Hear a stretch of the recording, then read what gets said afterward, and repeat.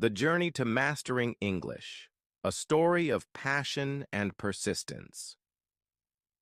Have you ever dreamed of speaking English fluently?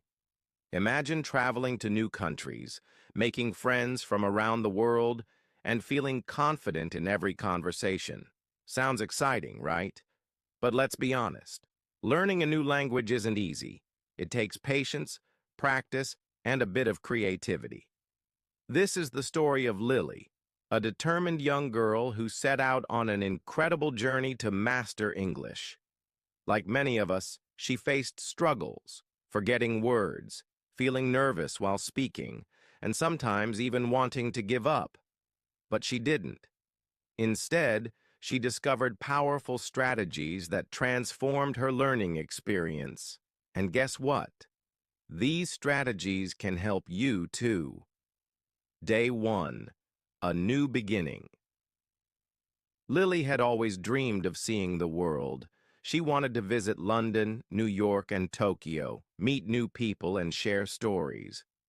But there was one big problem. Her English was weak. She often hesitated while speaking, afraid of making mistakes. One bright morning, she walked into her English class at Maplewood High School, feeling both excited and nervous. Her new teacher, Mrs. Carter, greeted her with a warm smile. "Lily, learning English is like an adventure," Mrs. Carter said. "It may seem difficult at first, but with the right approach, you'll be amazed at how much you can achieve." She handed Lily a small notebook. "This is your vocabulary journal. Every day, write down 5 new words, use them in sentences, and try to include them in conversations. Consistency is key." Lily felt a spark of motivation. She flipped open the notebook and wrote her first 5 words: journey, determination, explore, confidence, and transform. She repeated them to herself, imagining them as stepping stones on her path to mastering English. Day 2. The Magic of Stories. The next day, Mrs. Carter introduced a powerful technique. "Have you ever noticed how we remember stories better than facts?" she asked. "That's because stories create emotions and images in our minds. When you learn new words, try to associate them with a story." Lily decided to give it a try. That evening, she read a short story about a girl traveling through a mysterious forest. She highlighted new words and imagined the scenes vividly. When she came across the word whisper, she pictured trees swaying and leaves rustling in a soft whispering sound.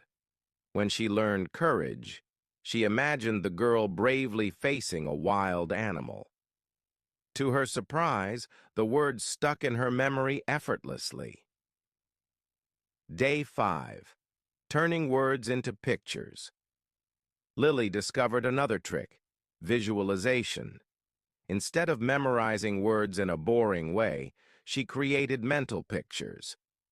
For example, when she learned the word bridge, she imagined a grand stone bridge over a peaceful river. She could almost hear the water flowing beneath it. To remember benevolent, which means kind and generous, she pictured a kind queen named Bella who always helped people. This simple technique made learning fun. She even started drawing small doodles in her vocabulary journal to make the words come alive. Day 7. Immersing in English. By the end of the first week, Lily realized that just studying English wasn't enough. She had to live it. So, she made a plan. Listening to English daily, she started watching English cartoons and movies with subtitles. She paid attention to pronunciation and repeated phrases aloud. Speaking without fear. At first, she was shy, but then she reminded herself, making mistakes is part of learning. She practiced speaking with her classmates and even talked to herself in English. Writing daily. Every night, She wrote a short diary entry in English. Some days it was just a few sentences, but it helped her express her thoughts more naturally. Slowly but surely, English started feeling like a friend rather than a subject. Day 14. The Flashcard Challenge. One afternoon, Mrs. Carter introduced a new game, the Flashcard Challenge. "Lily, do you know what makes a word stick in your mind?" she asked. "Using it again and again," Lily guessed. "Exactly. Repetition is powerful. That's why we're going to play a flashcard game." Mrs. Carter gave Lily a stack of cards. On one side was a new word, and on the other, its meaning. Lily had to guess the meaning before flipping the card. At first, she struggled, but as she kept playing, her memory improved. She even started making her own flashcards at home. Day 21. Facing the Fear. Despite all her progress, Lily still had one big fear: speaking in front of people. One day, Mrs. Carter announced a surprise challenge. "Next week, each of you will share a short story in English." Lily's heart pounded. She wasn't sure if she was ready. What if she forgot her words? What if people laughed? But then she remembered her goal: to travel, to make friends worldwide, to speak English confidently. She had come so far. Could she really give up now? So she made a decision. She would prepare, she would practice, and most importantly, she would believe in herself. She spent the next few days crafting her story, using all the new words she had learned. She practiced in front of the mirror, then in front of her little brother. She even recorded herself speaking and listened to it. With every practice, her confidence grew. Then the big day arrived. Lily took a deep breath, walked to the front of the class, and began speaking. But suddenly, she froze. Her mind went blank. The class was silent. Would she recover, or would fear win? Lily stood frozen in front of the class. Her hands felt cold, and her heart pounded like a drum. She had practiced this speech so many times, but now, as she looked at the expectant faces before her, her mind went blank. Then she heard a gentle voice. "You've got this, Lily," Mrs. Carter whispered with an encouraging nod. Taking a deep breath, Lily focused on the first sentence she had memorized. Slowly, the words started to come back. She spoke carefully at first, then with growing confidence. As she finished her speech, the room erupted into applause. She had done it. That moment changed something inside her. She realized that fear wasn't her enemy. It was just another challenge to overcome. And with that victory, her journey became even more exciting. Day 16. Immersing in English. Mrs. Carter had always said, "The more you surround yourself with English, the more natural it will feel." Lily took this advice to heart. She started watching her favorite movies in English. At first, she kept the subtitles on, but soon she challenged herself to watch without them. It felt strange in the beginning, like stepping into deep water without knowing how to swim. But soon she started recognizing words and phrases. She also began listening to English songs. Instead of just humming along, she paid attention to the lyrics, looking up words she didn't understand. One day, she caught herself singing along to a song she once thought was too fast for her. It was a small victory, but an important one. Even in daily life, she found ways to practice. She spoke English with her friends, who were supportive and patient. At the local cafe, she ordered in English, even if it made her nervous. Bit by bit, English became part of her world, and learning started to feel less like studying and more like living. Day 30. The Plateau, A month into her journey, something unexpected happened. Lily hit a wall. No matter how much she practiced, she felt like she wasn't improving. She struggled to remember new words, and her excitement started to fade. Was she doing something wrong? Mrs. Carter noticed her frustration.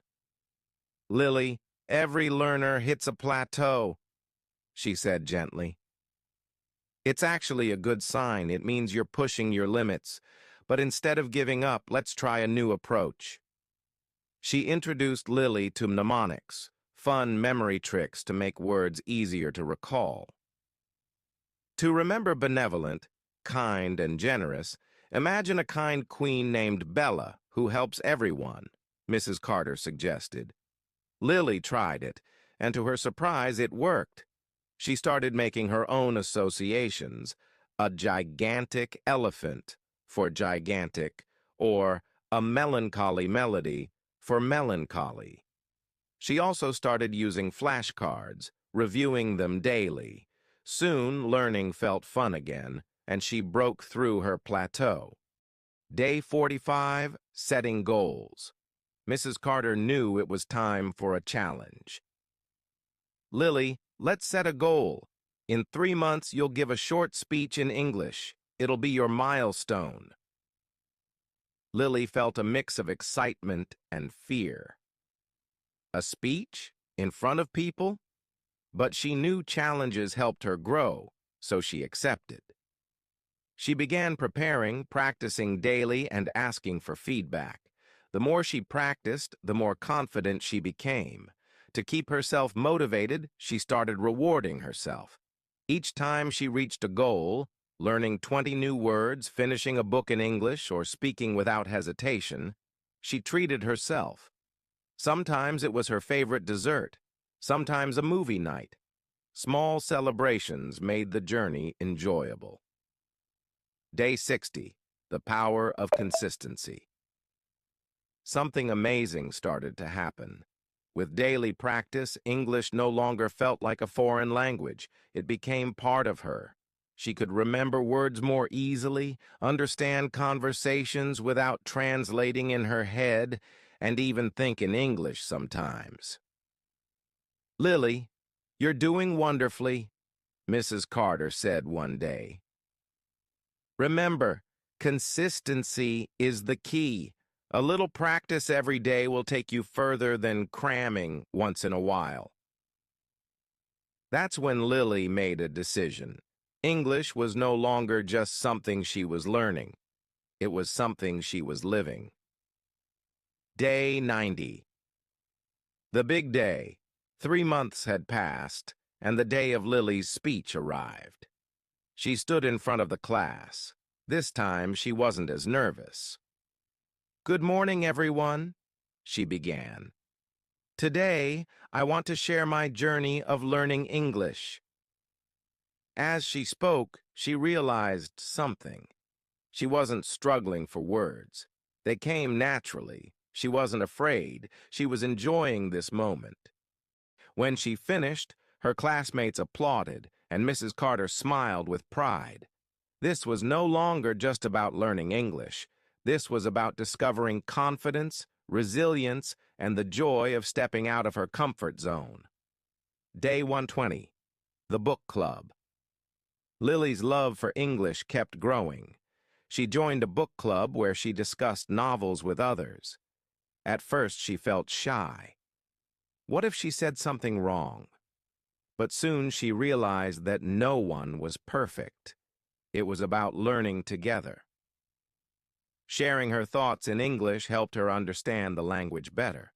She picked up new phrases, different accents, and even slang.